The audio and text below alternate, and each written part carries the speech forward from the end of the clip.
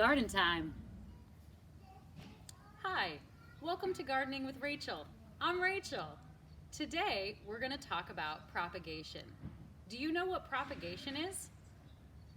It means to increase in numbers.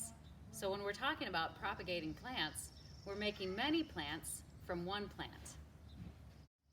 Today we're going to start with a plant that is easy to propagate. We're going to look at the spider plant.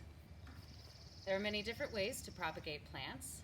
You can do this through cuttings or leaf propagation. Spider plant is very easy to propagate because it creates its own babies. Another reason I like the spider plant, well, of course it's beautiful. Also, it naturally purifies the air inside your home, and it is non-toxic to pets and animals and kids.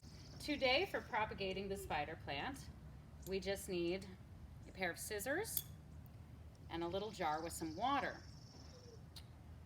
We're going to find the largest babies on our spider plant.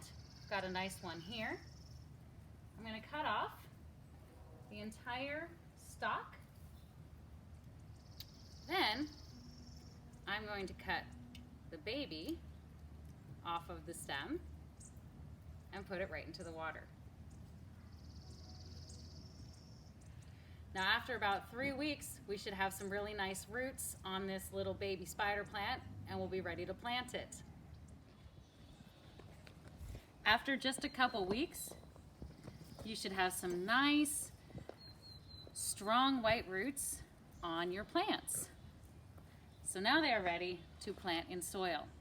I've got here just a generic potting soil. You want a nice, well-draining mix, probably with a little bit of perlite in it to help for drainage. So I'm going to fill my pot to the top, and I'm just going to make a fairly deep hole.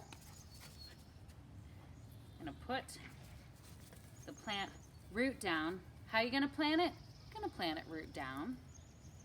We're going to tuck that on in there, and then I'm going to press the soil all around it. Tap that edge a little bit. And there's our spider plant.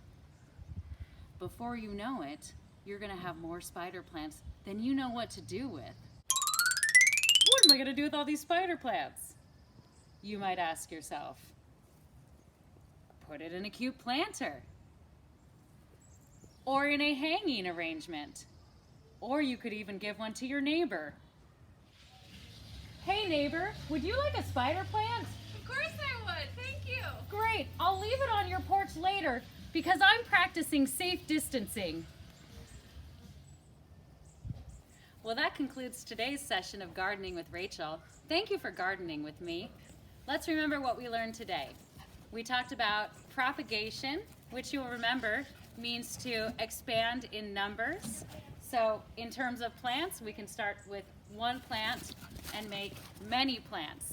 We also learned that spider plants naturally purify the air in our homes. It makes the air cleaner for us to breathe, and it is non-toxic for pets and kids.